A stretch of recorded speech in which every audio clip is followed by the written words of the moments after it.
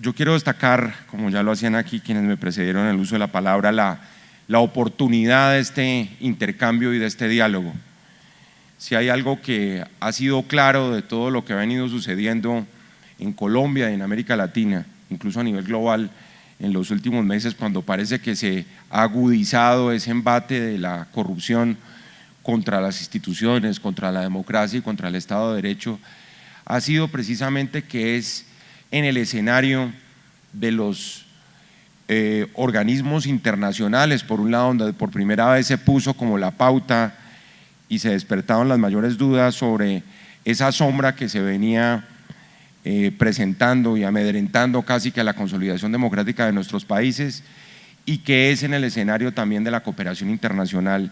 donde de manera más clara, como lo exigía ahora el rector del Rosario,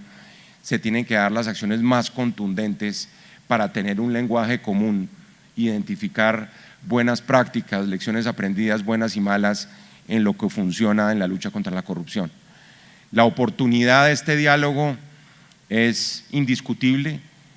Nunca antes Colombia había tenido, por lo menos en lo que se refiere a su sistema de justicia, una crisis tan grande como la que estamos viviendo en los últimos días, y por eso es tan importante como hacer unas reflexiones lo que está sucediendo en otras latitudes, porque al fin y al cabo siempre el mirarse el ombligo es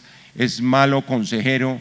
y tratar de descubrir de pronto soluciones que se han ensayado y que no han dado resultado. Y aquí, si me permito, pues por la experiencia que tuve en el escenario regional,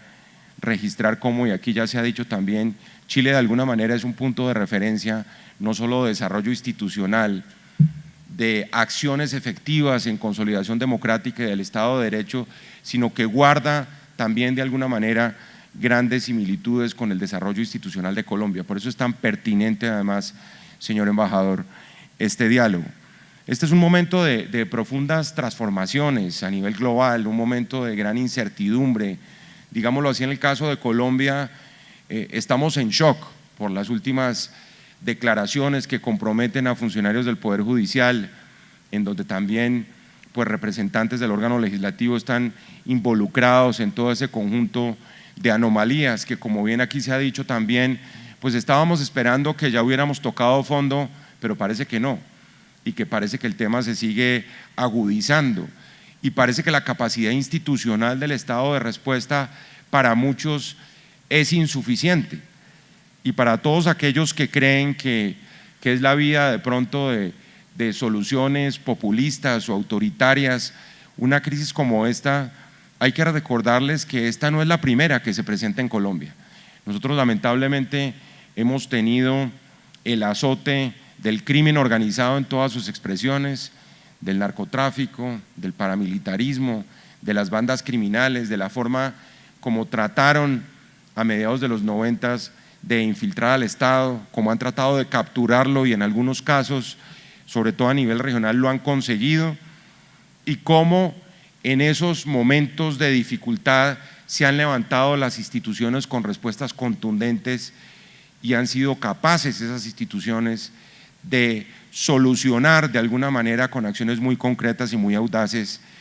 ese tipo de coyunturas que la historia nos ha puesto. Y eso quiero destacarlo porque la historia de este país en esa materia no ha sido un lecho de rosas, y eso todos lo sabemos, y basta remontarnos a ese año fatídico de 1989, cuando fueron asesinados 3 candidatos presidenciales y donde nadie veía la luz al final del túnel. Y finalmente las soluciones fueron institucionales, como cuando la Fiscalía a mediados de los 90 se levantó y rompió definitivamente los vínculos entre la sociedad colombiana y el narcotráfico, o como posteriormente lo hizo la propia justicia, porque eso hay que reconocerlo, esa justicia que hoy está siendo tan cuestionada, en la cual pues por supuesto hay personas que pueden ser indeseables y que a quienes les tiene que caer todo el peso de la ley, pero hay otras personas que han mantenido una tradición institucional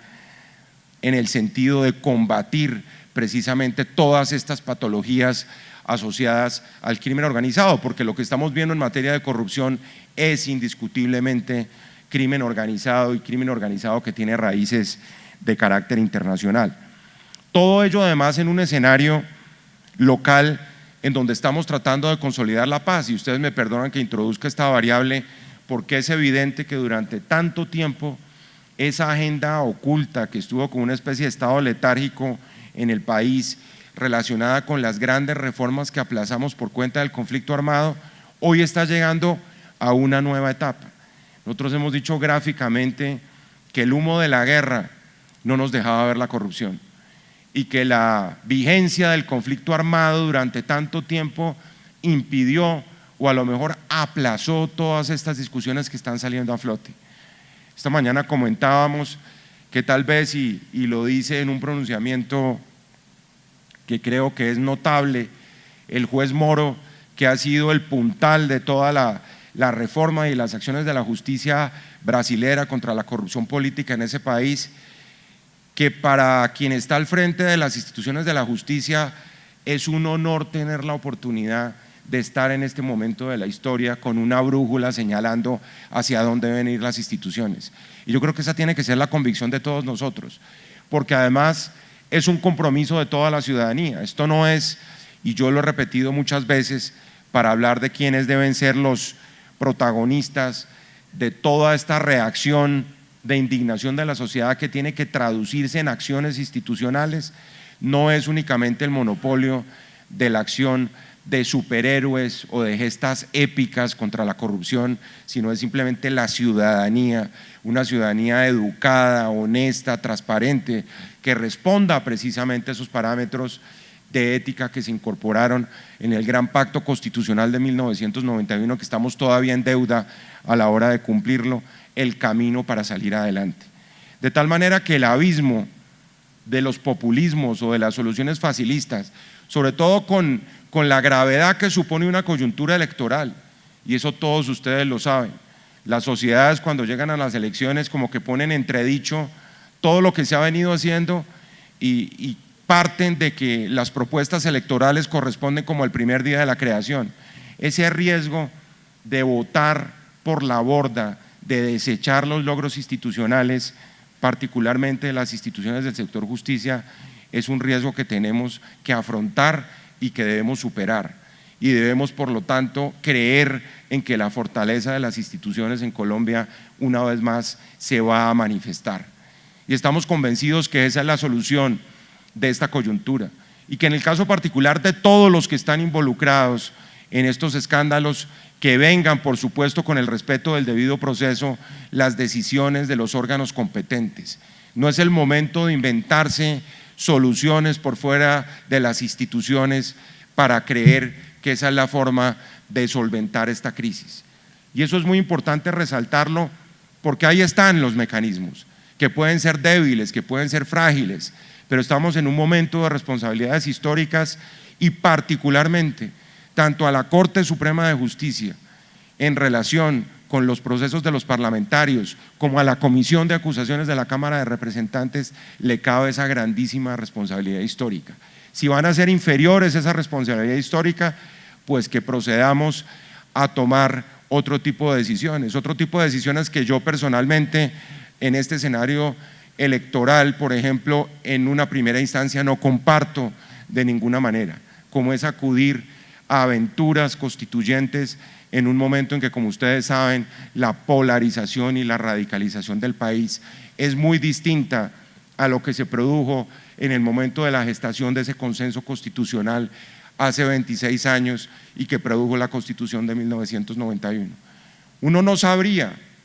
qué podría salir de una constituyente en este momento. Y eso es dramático, y esa incertidumbre es una incertidumbre que debe llamar la atención y que nos debe poner a pensar sobre cuáles deben ser, repito, las soluciones institucionales a esta crisis. Aquí prácticamente todo está diagnosticado además. Yo estoy seguro que en el panel siguiente, donde se van a plantear lo que han sido soluciones institucionales, en el marco, por ejemplo, de ese diálogo bilateral con Chile, pues vamos a encontrar una cantidad de respuestas que se están poniendo en marcha en Colombia, también otras que no lo han hecho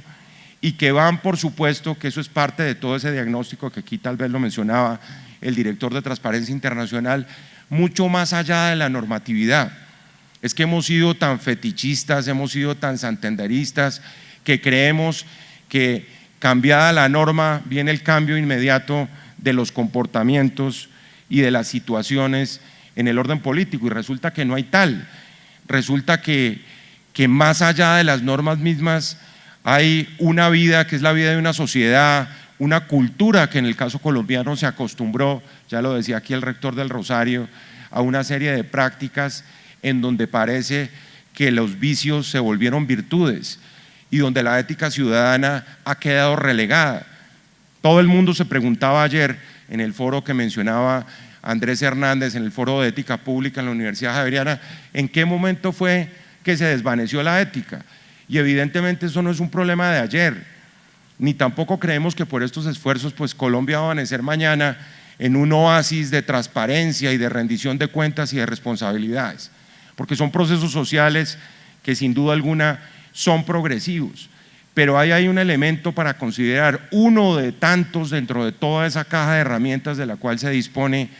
para ahondar y fortalecer los escenarios de probidad, de integridad, de ética pública que son necesarios para que haya ambientes éticos en el ejercicio de la política. Y permítanme que aterrice allí, porque me parece fundamental y creo que la experiencia chilena aquí es esencial, sobre todo en la reflexión que han hecho las comisiones recientes que han sesionado en Chile, buena parte de ellas bajo el liderazgo del senador Hernán Larraín, de todo ese tema de ese maridaje patológico entre la política y el dinero, del mercado bursátil entre los votos, los pesos y los contratos, que ha sido un tema que muchos han dicho, sobre todo los teóricos, que es como la cuadratura del círculo, es decir, que no tiene solución,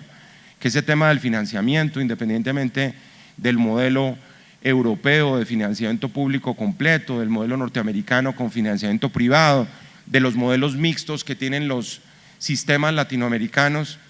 allí hay todavía que hacer una gran reflexión. No gratuitamente los grandes escándalos de este país en los últimos meses han tenido que ver precisamente con el financiamiento de las campañas y el influjo funesto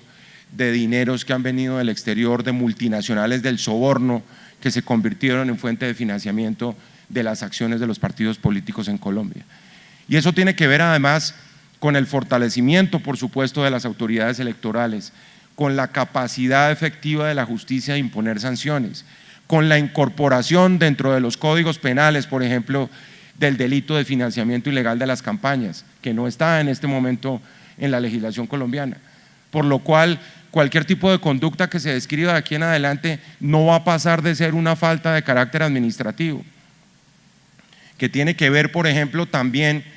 y es la otra cara de la moneda, con la responsabilidad penal de las personas jurídicas. Otro gran debate que se ha venido dando a nivel global y en el cual nosotros hemos sido inferiores a la hora de afrontarlo. Lo que ha pasado con la multinacional brasilera, tan cuestionada hoy en día desde el Río Grande hasta la Patagonia, porque su campo de acción de soborno se dio en toda nuestra región, tiene que ver precisamente con eso. Y son grandes paradojas, son temas que son inexplicables para la ciudadanía. Los señores de Odebrecht se pasan por Colombia exigiendo que los mantengan en los contratos que obtuvieron gracias a los sobornos, contratos que tuvieron objeto y causa ilícita, y siguen convencidos que pueden derivar beneficios de su acción corporativa, como si nada hubiera pasado, después de haber vulnerado el patrimonio público, después de haber violentado el interés público de los colombianos, y quieren seguir tan campantes haciendo negocios por toda la región latinoamericana. Incluso funcionarios de la justicia brasilera, yo lo he dicho públicamente, en recientes reuniones le han pedido a todos los fiscales y procuradores de la región que claro, que persigan a sus funcionarios públicos, que traten de expiar los pecados de sus funcionarios públicos nacionales, pero que dejen quietos a los señores ejecutivos de la empresa, porque uno no puede admitir que independientemente de las confesiones y la colaboración con la justicia, que ha sido entre otras cosas bastante insuficiente, porque es muy poco lo que nos han entregado también como elementos de juicio para llegar hasta las últimas consecuencias en la persecución de todos los delitos que cometieron en Colombia, sí es muy importante que haya una responsabilidad penal de las personas jurídicas, y ese debate, querido senador Duque, lo tenemos que dar en el Congreso, Nosotros tenemos listo un proyecto de ley que dentro de todo lo que es este escenario, por supuesto tan complejo, vamos a ver en qué momento se presenta y de qué manera, pero sí es hora de pensar en ese tipo de sanciones. Porque ustedes saben que dentro de la mentalidad de los corruptos, en aras, además de su supervivencia personal, pues incluso el planear 3 o 4 años privados de la libertad está dentro de sus cálculos, y el que los destituyan está dentro de sus cálculos, pero lo que tenemos que perseguir son los bienes de los corruptos, y en eso hemos cerrado filas con la Fiscalía General de la Nación, y eso es lo que la ciudadanía entiende, y ahí es donde tiene que haber acciones inmediatas, y ahí es donde ahora tiene que funcionar, repito, con absoluta agilidad, sin ningún tipo de excusa, la Comisión de Acusaciones de la Cámara de Representantes cumpliendo con su deber. Y así tiene que funcionar, por supuesto, la Corte Suprema de Justicia, sobre la cual existe en este momento esa sombra, ese gran interrogante en relación con lo que pudo suceder allá adentro en materia de todos estos hechos de corrupción en Colombia. Y de nuevo, me parece que independientemente de todo este momento crítico en donde se tiende a pensar con la cabeza caliente y en soluciones que son siempre radicales, lo que es claro es que la institucionalidad puede y tiene que funcionar, que vengan las penas máximas consagradas en la ley, que funcionen las inhabilidades, que se produzca ya en el mediano plazo una reformulación de los mecanismos de juzgamiento de los altos funcionarios del Estado. Hoy, por ejemplo, se está pensando en la posibilidad, que creo que también es una medida inmediata, de volver a revivir el llamado Tribunal de Aforados, para que se tenga un mecanismo de acusación y de juzgamiento distinto del tradicional, que tenga vitalidad, que tenga consistencia y que tenga la capacidad institucional para tomar decisiones inmediatas en esa materia. Tardío puede ser y lamentable, porque ustedes saben que esta propuesta se hundió tristemente en reformas que se presentaron dentro del escenario institucional colombiano. Pero lo que tenemos que hacer es eso, buscar salidas a la crisis de corto plazo, muchas de ellas que ni siquiera tienen que ver con las reformas de la Constitución. Yo creo que una gran enseñanza de todas estas herramientas de lucha contra la corrupción, de lo que funciona y lo que no funciona en la lucha contra la corrupción, es que de nuevo esa obsesión por querer siempre reformar la Constitución para sostener que esa es la única forma de mostrar resultados, dejémosla a un lado, porque necesitamos decisiones en el corto plazo. Yo no creo que necesitemos un bisturí para hacer una gran cirugía de toda la arquitectura constitucional del Poder Judicial. Parte de los problemas que hemos tenido, insisto, ha sido el incumplimiento de muchas de las normas de la Constitución. Que tenemos que sacar el poder de elección de los magistrados, es cierto. ¿Por qué la Constituyente incorporó ese mecanismo? Simplemente porque pensó, que fue un grave error más adelante, que la política de este país podía regenerarse, depurarse y producir una serie de candidatos y de alguna manera generar en ese ejercicio de interacción entre las tres ramas del poder público para elegir a los altos funcionarios del Estado, los magistrados de las Cortes, el fiscal, el procurador. Lamentablemente, los grandes cambios en el ejercicio de la política se quedaron en el papel, y en ese sentido tenemos esa asignatura, esa tarea pendiente en Colombia, cuando la política se entregó al mejor postor, cuando la política se dedicó a contribuir a ese trueque, insisto, con el capital que la financia, pues simplemente los cambios no se generaron. Y permítanme abordar otro tema que es fundamental, porque aquí está Bo Mathiasen, y hemos venido también desde el punto de vista de las experiencias a ser analizadas, y teniendo en cuenta que Chile tiene también un sector privado tan pujante y tan fortalecido, de cuál es el papel que tiene que jugar el sector privado dentro de toda esta estrategia de lucha contra la corrupción y de fomento de los escenarios de transparencia, de probidad, de integridad. Y el 22 de junio, precisamente con el patrocinio y con el apoyo logístico, y ya les explico por qué será logístico, de Naciones Unidas, procedimos a la firma de una declaración con los presidentes de todos los gremios económicos de este país en relación con la posibilidad de comenzar a trabajar planes de acción concretos en la lucha contra la corrupción desde el sector privado. Por una consideración que es muy importante, Para nuestros queridos visitantes, la Procuraduría cumple por mandato constitucional la misión de ser defensora del interés público. Es una figura que no tiene, digamos, similitudes con otras instituciones que hay en la región latinoamericana y que como defensora del interés público lo que tiene que defender es el espacio público. La consideración tradicional que nosotros venimos registrando además en muchas audiencias anticorrupción en las capitales de los departamentos de Colombia es que la gente considera que la corrupción es un asunto allá del sector público, de los alcaldes y de los gobernadores y de los diputados, y que el ciudadano de la calle y el dirigente del sector privado, el dirigente empresarial no tiene nada que ver con ese asunto. Craso error. Y craso error porque lo que hemos visto ha sido además que la interacción de ese tipo de agentes cada día es mayor y cada día es más letal desde el punto de vista de lo que representa deteriorar esos ambientes de ética pública donde el sector privado juega un factor fundamental. Una de las grandes conclusiones a las que llegamos en ese foro que hicimos con los presidentes de todos los gremios económicos y que terminó con la firma de esa declaración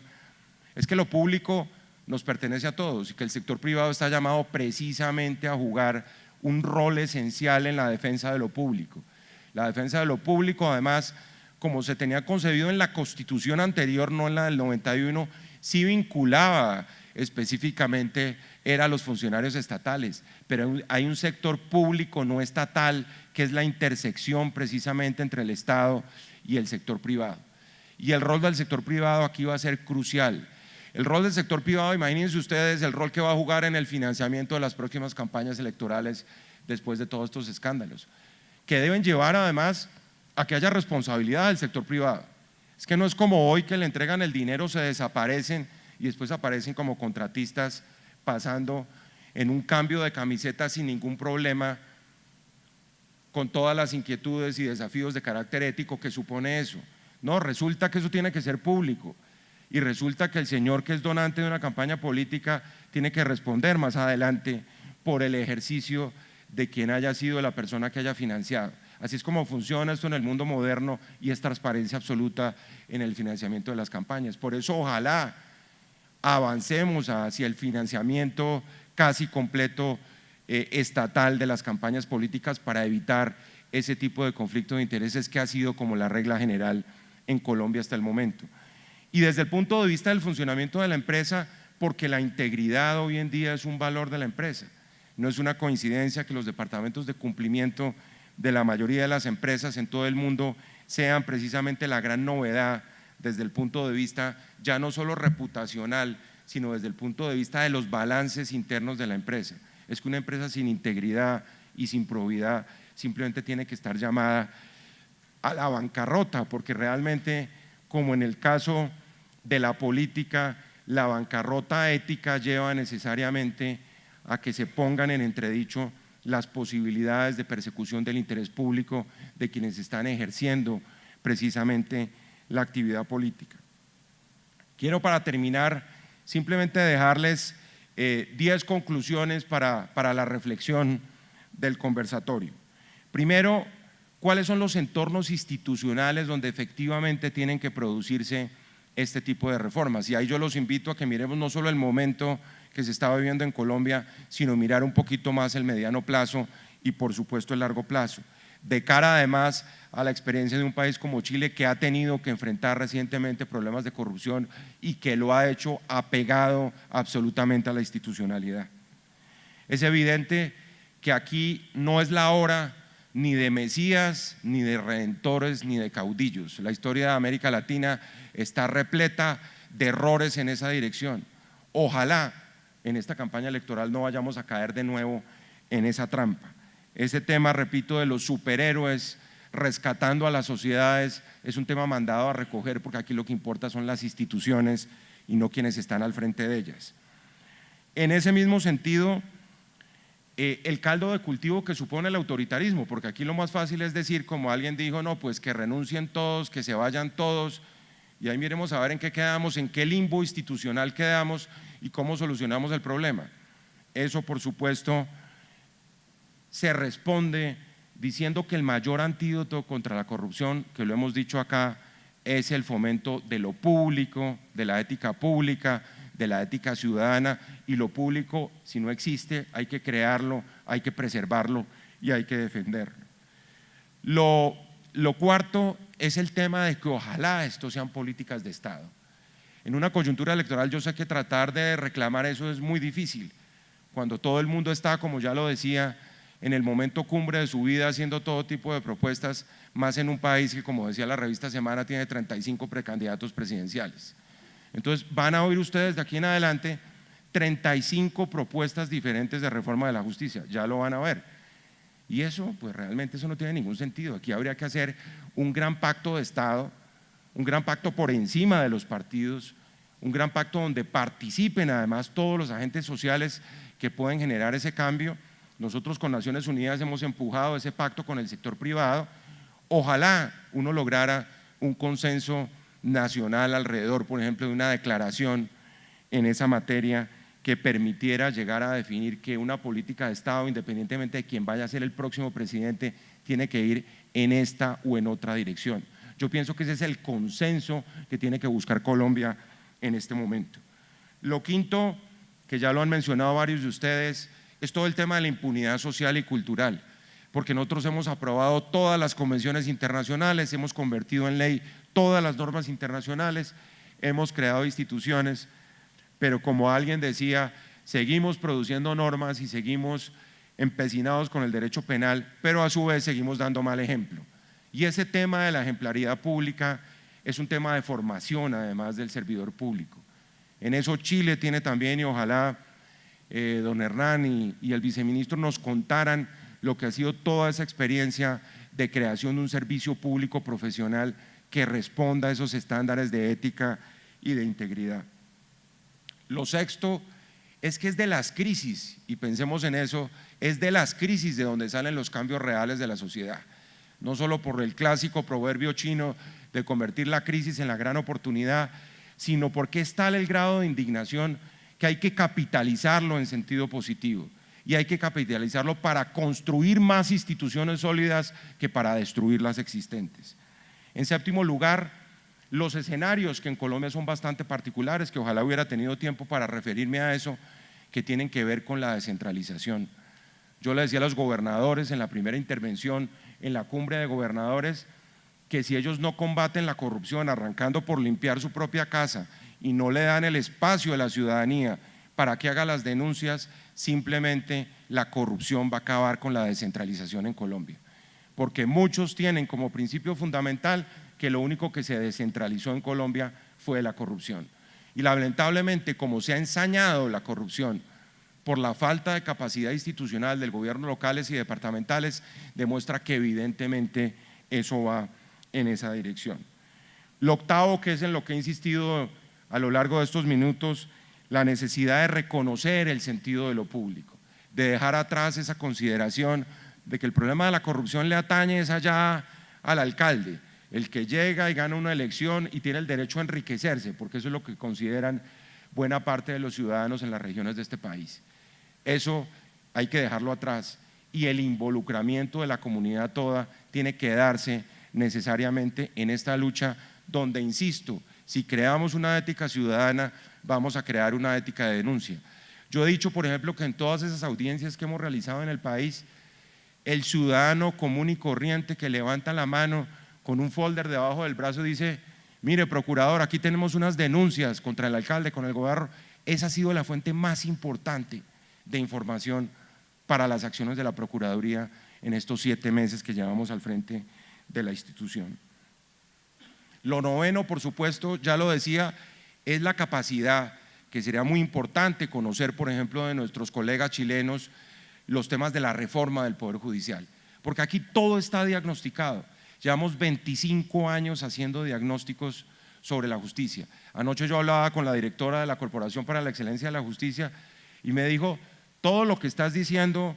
se refería a algo que dije ayer en el foro de ética de la Universidad Javeriana, lo tenemos acá documentado. ¿Cuáles son las reformas, por ejemplo, que puede hacer el Consejo de Gobierno del Poder Judicial sin ley? Cuestiones elementales, cuestiones disciplinarias, decisiones de carácter ético en relación con corrupción de magistrados y jueces. Para eso no se necesita una ley, se necesita la voluntad política del Consejo de Gobierno del Poder Judicial, y eso lo hacen los presidentes de las 4 cortes pasado mañana, si quieren. Y tener claro ese escenario es fundamental, como qué vamos a hacer en el campo legislativo y como qué vamos a hacer en el mediano y largo plazo si definitivamente nos toca meternos con la Constitución, que sería el caso, por ejemplo, de las funciones electorales de los magistrados, que creo que sobre eso es de los pocos consensos que existen en este momento en el país. Y lo último es que en esta batalla de la moralización, y eso lo digo con sentido cívico además, no de la moralización en sentido religioso, ni mucho menos, porque estamos hablando de una ética basada en la dignidad humana que se refleja en los valores que están en la Constitución de Colombia de 1991, pues uno puede llegar a sellar esas alianzas con el sector privado, con la ciudadanía, con las universidades, para ver de qué manera esos planes de acción comprometen a todos esos colectivos en esta que es la más importante de las batallas que tiene Colombia en este momento. Hemos tenido batallas contra los narcotraficantes, contra los paramilitares, contra los guerrilleros, contra el crimen organizado, pero no hay una tan crucial como la que estamos librando en esta hora. Y por eso termino con una reflexión que en el fondo tiene que dejar además un espacio de optimismo para lo que viene. Y es que si fuimos capaces de lograr la paz, de terminar el conflicto armado con un grupo que era el protagonista principal del conflicto armado en Colombia, una guerra que duró 52 años, pues si fuimos capaces de lograr eso, ¿cómo no vamos a ser capaces de derrotar ahora a los corruptos con pesos y dólares en sus espaldas, con las tulas que ya se convirtieron además en el símbolo de esta última faceta de la corrupción en Colombia? Entonces, si vamos a lograr la paz, que haya certeza que una paz con corrupción no lo va a hacer, como una paz sin justicia tampoco va a funcionar. Y ese es el desafío, y ese es el desafío de toda la ciudadanía, y termino insistiendo en que esto no es una batalla de 3 superhéroes, y esta es una batalla que la ganamos o la perdemos todos. Muchísimas gracias.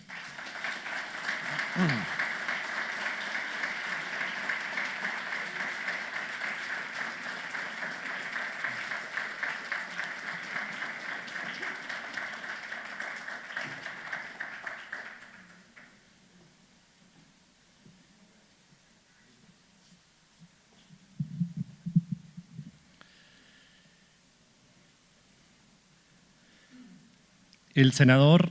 Hernán Larraín Fernández estudió en la Facultad de Derecho de la Universidad Católica de Chile, donde obtuvo el título de abogado y luego hizo una maestría en leyes en London School of Economics. Es profesor universitario y político chileno, miembro de la Unión Demócrata Independiente y senador desde 1990.